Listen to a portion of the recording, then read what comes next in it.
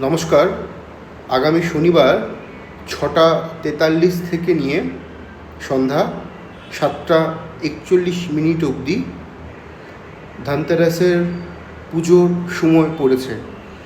এই সময় অবশ্যই মা লক্ষ্মীকে পুজো করা উচিত এবং অবশ্যইভাবে আপনাদের প্রয়োজন অনুসারে যে কোনো রাশি সাপেক্ষে আপনারা ঠাকুরের ব্যবহৃত যেই দৈনন্দিন জিনিসপত্র রয়েছে, বাসন ইত্যাদি ইত্যাদি আপনারা ক্রয় করতে পারেন।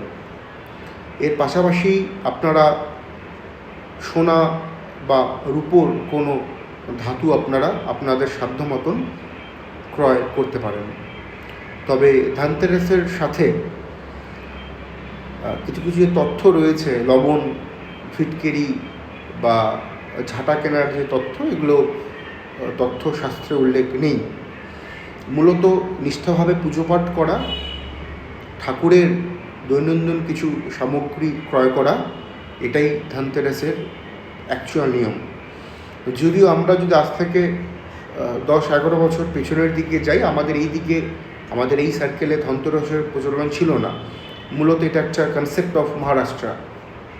যেটাই হোক, ধনতেরাসে ধাতু কেনা শুভ। যে কোনো রাশি এবং লগ্নের জাতক জাতিকারী তাদের সামর্থ্য অনুসারে আপনারা কিনতে পারেন।